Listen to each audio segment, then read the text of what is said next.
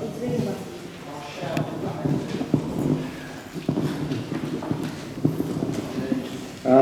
Thank you, Madam Mayor, for calling me to speak. I have a motion down at item number 15. There's two ladies in the audience and 7 other people from the borough who wish to hear that motion. I think it might be rather unfair to make them sit through the whole of the budget speeches and the deliberations before the motion comes forward.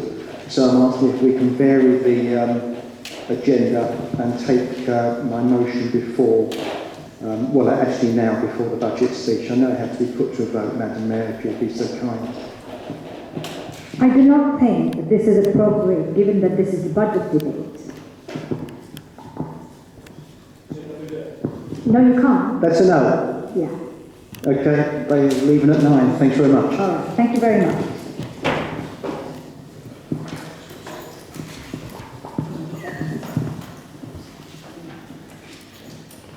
So we take item 7. Item 6 is still being taken. I am not aware of any petitions to be received. Therefore, we will move to item 7.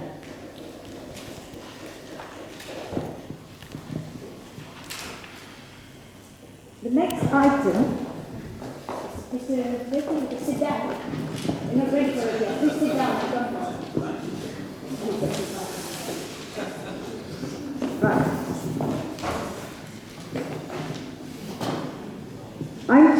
The next item is the referrals from other bodies.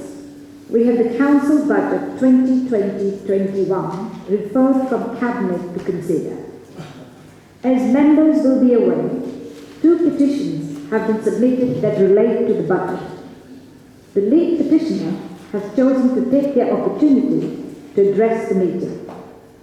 Ms. Beaumont R., you have 5 minutes to address Council on behalf of Mr. Griffith. The lead petitioner, in relation to petitions about residents and visitors parking permits. You have 5 minutes. Thank you. Thank you. Okay, so I've been asked to stand here and speak on behalf of the petition raised by Dan Griffiths, who lives in Windsor. He's actually a firefighter. He's on duty tonight. He raised a petition calling for people to protest about the charges for resident permit parking or resident permit schemes. Unfortunately, he raised the petition very late. He managed to get 91 signatures in a short time.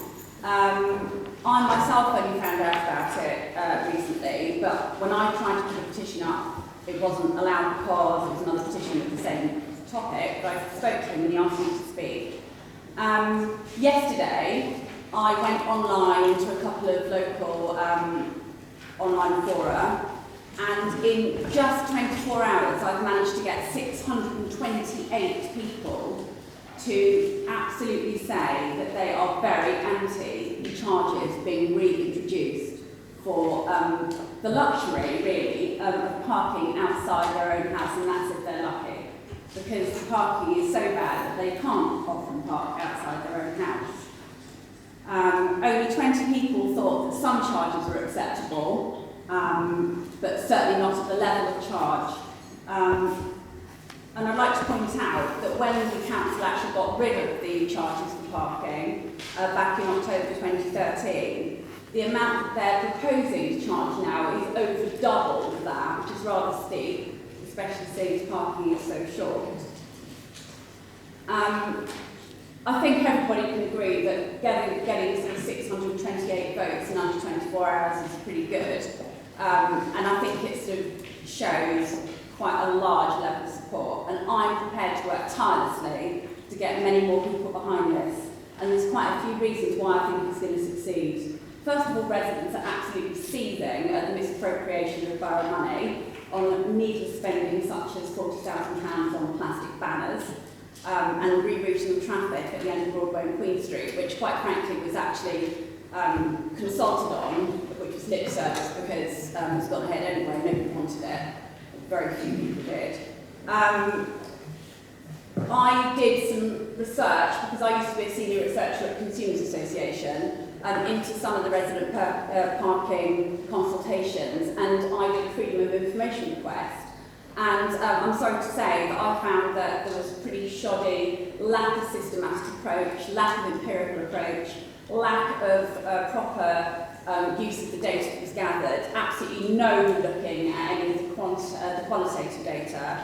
And I'm given certainly that more time, I could look at more than just the 3 streets that I looked at, and I could show up some pretty damning evidence that just consultation wasn't done properly. I've had a look at some other towns and heritage cities that charge for resident permit parking, and what the Royal Borough is intending to charge is way over what you pay in Winchester, way over what you pay in Salisbury, and those are pretty massive tourist sites. And let's face it, none of this would be needed had the town centre parking situation been looked into appropriately. People could have thought through the numbers of people, the additional numbers of people would be parking the borough because of Crossrail. And if that had been planned properly, and the public know this, none of it, I wouldn't even have to stand here today. So all I'm saying is that I'm prepared to do an awful lot more work to show that there's a massive amount of public feeling for this, and that the results of this petition were nowhere reflective of what the public think. Thank you. Thank you.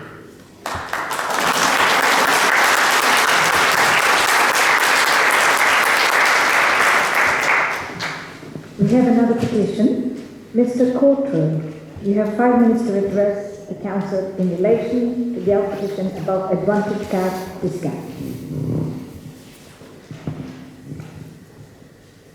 Members of the Council, thank you for your time this evening.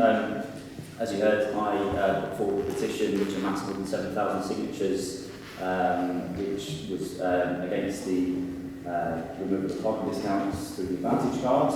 But I want to speak about the proposals in the round. I want here to remind you of your responsibilities, I suppose, and appeal to your better judgment as to the decisions that you will make and the lives that they will affect, the lives of people who put their faith in you and their local services.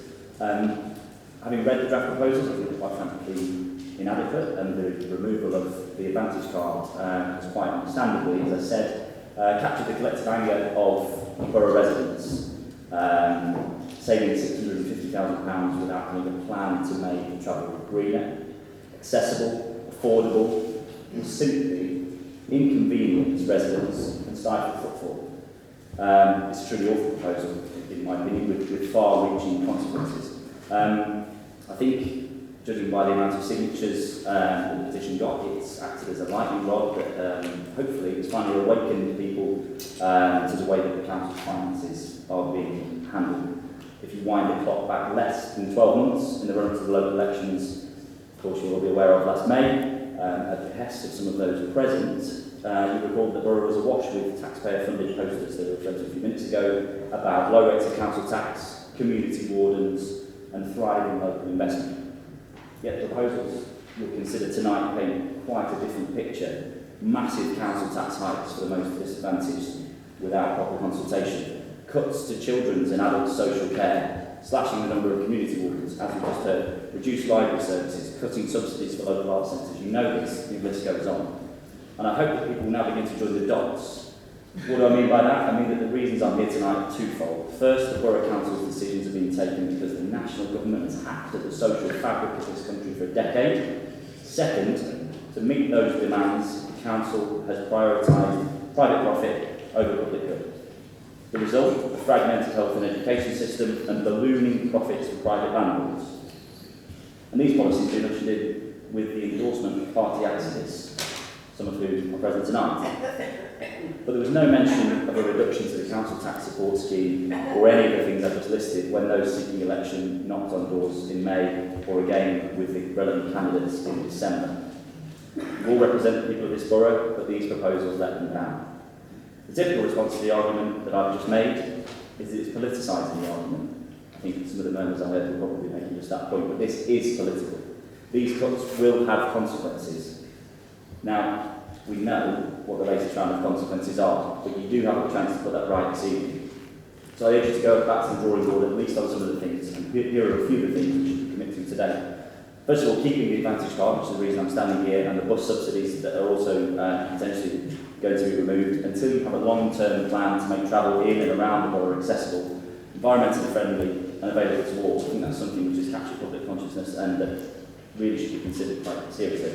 Retaining the council tax support scheme at its current level, I'm not sure that the answer that was given earlier really covered up any of the concerns on that, so I'd like to hear more about that before it's removed. And overhauling procurement practices, I think the references to Optalis and some of the local providers earlier was sort of symptomatic of kind of prioritisation of council finances which are going towards bigger firms with more clout rather than those who have a stake in the community.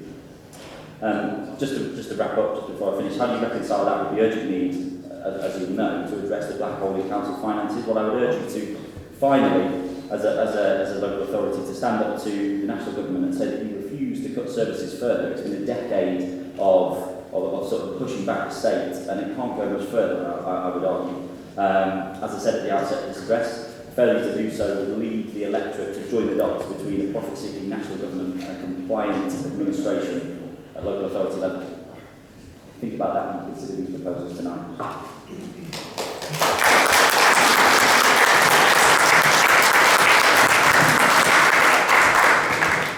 Thank you.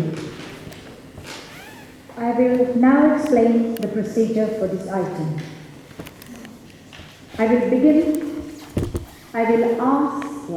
the members' debate by asking Councillor David Hilton to introduce this item and propose all motions contained in items 7, 1 to 4.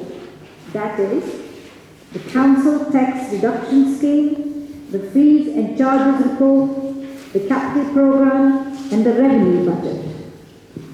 Once the motions have been moved and seconded, I will then ask the opposition spokesperson to address the meeting. The next step will be considered the amendments that have been proposed in advance of the meeting. A copy of the amendment has been distributed. We will take each amendment in turn. Each councillor will be able to speak up to 5 minutes on each amendment. After the amendments have been debated and voted upon, I will then invite all councillors to debate. The councillors will debate the item of the budget in its entirety as amended. Each councillor will be able to address council for up to 5 minutes. Once all councillors have had the opportunity to speak, we will then take the motion for each item 7, 1 to 4 in turn. Councillors will have the opportunity to speak on each item only if there is something they wish to say that has not been already said. To say that has not already been addressed by the main debate. We will take name votes on each item. I will now invite Councillor David Hilton to present the budget. Okay, quick point of order. Can you clarify? Can you please stand up and talk to me, please? Could you stand up? Thank you. Can you clarify that if somebody is proposing an amendment, they have 5 minutes to speak on the amendment, as well as another turn to speak on the budget? Yes. Thank you. I will now invite Councillor David Hilton to present the budget. You have 10 minutes to speak.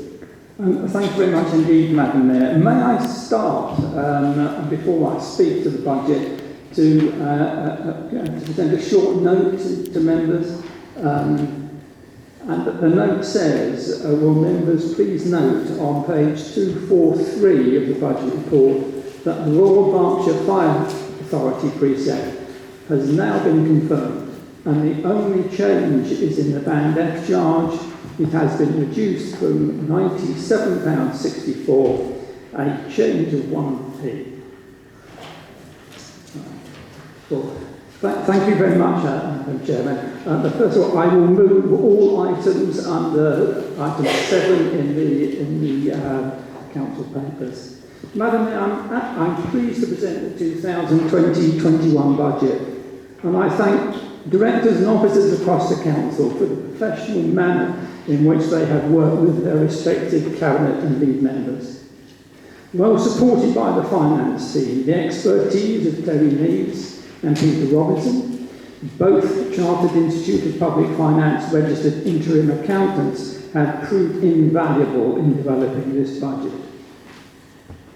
Now, this administration proposes a transformative, innovative and financially responsible budget designed to future-proof the Borough Council and allow us to protect the vulnerable while supporting the discretionary services enjoyed by our residents.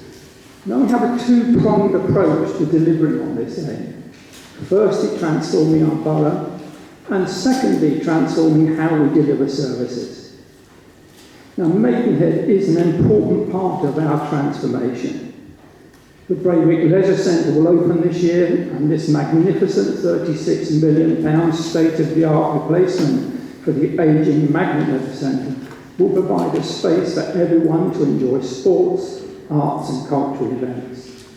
It will include bigger and better facilities than the Magnet, but in keeping with our sustainability agenda, is designed to use 70% less energy. Now, we've delivered on the Waterways project and the Stafford Way Link Road, which has improved east-west traffic flow. But the cranes on the Maidenhead skyline are evidence of more exciting projects.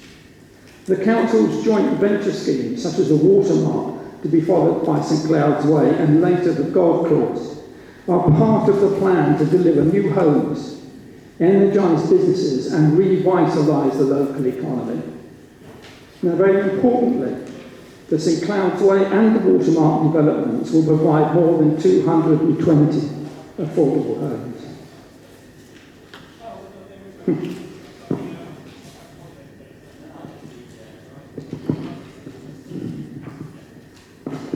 The regeneration of Maidenhead will increase the Council's income to enable us to improve services